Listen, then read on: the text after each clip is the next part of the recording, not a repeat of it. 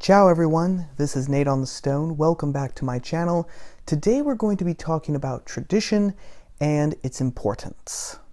Tradition has become a dirty word today, an excuse to keep an idea or way of doing something alive that sure may have worked in the past, but which should have no bearing or authority over us today.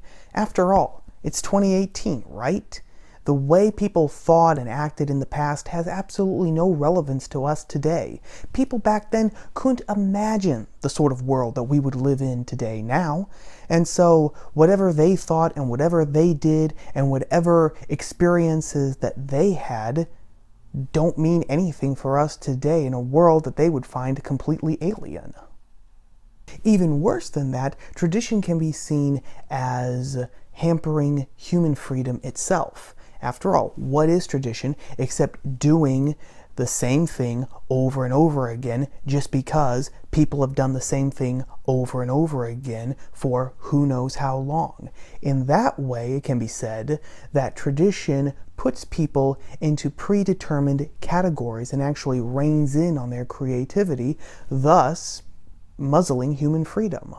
But there are actually several reasons why traditions are important, not just for society, but for us individually as well. The first thing to do, as usual, is to define our terms so that we know just what exactly it is we're talking about. Now, tradition is defined as the passing down of customs or beliefs from one generation to another, or the act of passing on things in this manner. So, for example, using the dishes that great-great-grandma brought with her from Ireland when she immigrated twice a year, once for Thanksgiving and once for Christmas, that's a family tradition. Our belief in free elections and in government of, by, and for the people is an American and national tradition. Or people going to church at Christ's Church in Dublin, a church that has stood and has had services for 1,000 years and more, is a religious tradition. To be a tradition, then, the thing handed down has to have originated in the past, and it has to have been handed down to future generations consistently. The first thing that tradition does is it brings people together. Think about sports events as an example, especially the big ones like the Super Bowl, the World Series, and the NBA tournaments. All these things are occasions for us to get together with, more likely than not, complete strangers, whether in the stadiums where the events are happening or around our TVs. We organize parties, we plan for time off, and we save for tickets. And when we're there participating in these events, either in the stadiums or around our own TVs, it doesn't matter whether the nameless guy to our right in the bleachers or Pete What's-His-Name, who works in the last cubicle in the row, whether they're Trump lovers or Trump supporters. The only thing that matters is that they're with us participating in the same event that we are. And if you do care about that sort of thing, then you might be an ideologue, which is not the best thing to be, quite honestly. But tradition does more than just bring people together into a group. After all, people can be in a group, can be part of a group, and really not have that much in common. Think about people on a commercial airline flight, or people on a cruise together. Yeah, they're together. Yeah, they're participating in an event together. But other than that, there's really not a lot of common ground that ties them all together. Tradition then acts as a forge that actually turns individual people into a culture. The philosopher George Allen, in his book, The Importances of the Past, explained this by giving the example of what one would have to do if one wanted to become a part of Japanese culture. Allen explains that not only would one have to learn the Japanese language, but one would also have to learn the social dynamics of Japanese society so that the nouns and the verbs of the language could be conjugated in the correct form, depending on the social status of who you were talking to. You would, in a very real sense, have to know not only the people themselves, the place, on their social status, and then use those to form your deeds, the conjugating of the nouns and the verbs so that you could actually speak properly.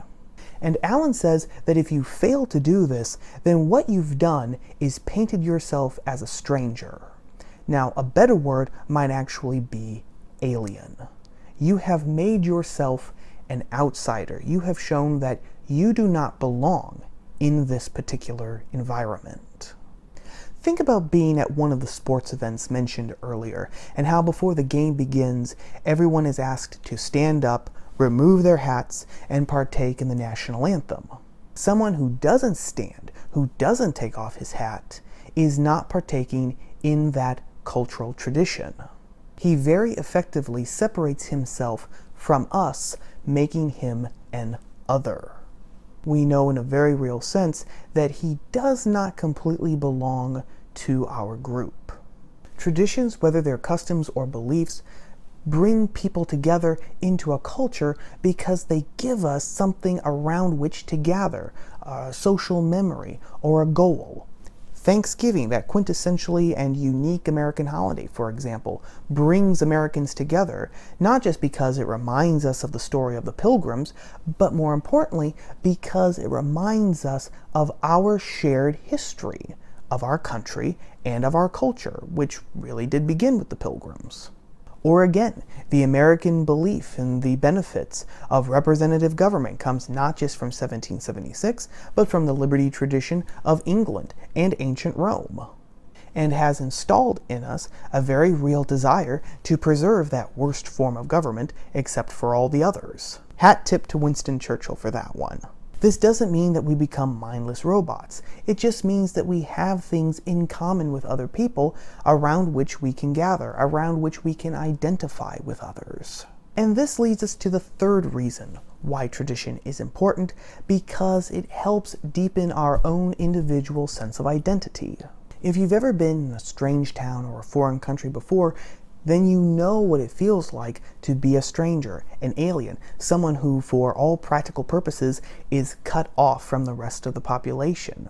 It's the same feeling that I had when I first moved up to Chicago. Tradition grounds us not just to the past and to our country, but to the more immediate and intimate things like our family and our religion, if we have one. Remember the old movie, It's a Wonderful Life?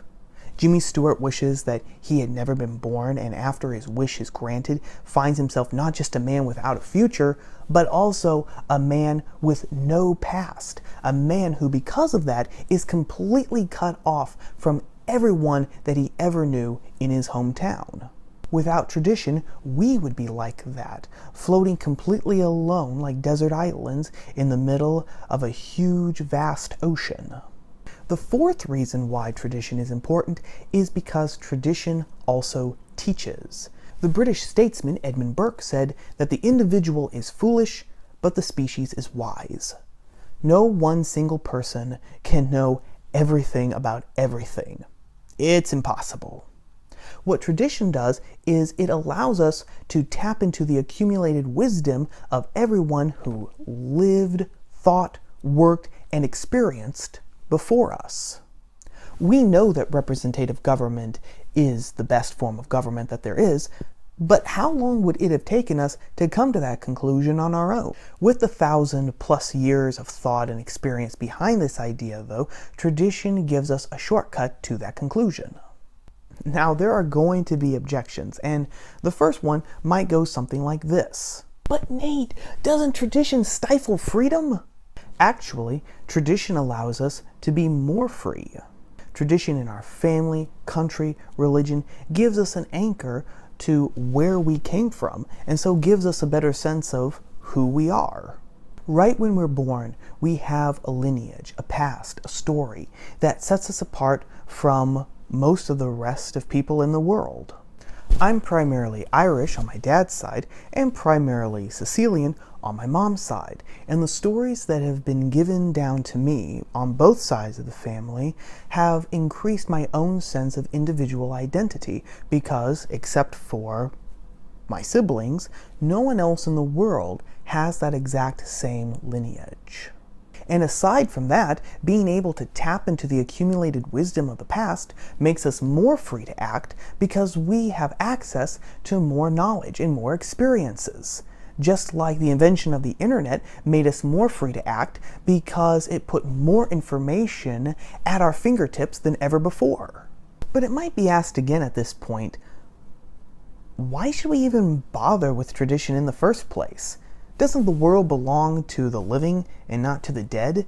Isn't that what Thomas Jefferson said to James Madison, and why Jefferson proposed every 20 years scrubbing the law books clean so that the living could put their imprint on the world and not be beholden to the dead? Now, as smart and as great as Jefferson was, he got some things wrong, and this was one of them. The British writer G.K. Chesterton explained it like this: tradition is the democracy of the dead, and it's not very smart of us to abandon a man's good opinion just because he happens to be dead. We, the present generation, didn't just pop into existence yesterday. We're only here because of the dead. More than that, we are only able to enjoy the things that we have today and know the things we know today because we have been able to build from the foundations laid down by the past. The dead, quite literally, have given us life, and their opinions shouldn't be immediately discarded just because they happen to be dead. But what about all the bad traditions that the world has seen? Things like slavery, racism, segregation. Should those be kept just because they were traditions from the past? It is very true that some traditions have been really, really bad. Slavery? Bad. Jim Crow and segregation in the American South for about 100 years after the Civil War? Bad. The Chinese practice of binding girls' feet with tight bandages so that their feet would not form properly, and so that they couldn't walk without male assistance, thus making them dependent first on their fathers and then on their husbands completely? Bad. The tradition of the Aztecs sacrificing thousands and thousands of men and women on their temple pyramids? Bad. But just because some traditions are bad, that doesn't automatically mean that all traditions everywhere are bad. If it did, Christmas trees would be just as evil as Jim Crow.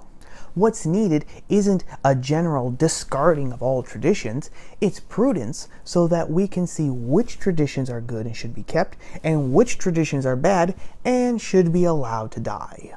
But what do you all think? Are traditions needed and necessary not just to keep societies together, but to also give people a deeper sense of identity? Or are they antiques from the past that have no real bearing on us today and which we shouldn't allow to run our lives for us? As usual, let me know what you all think in the comments below.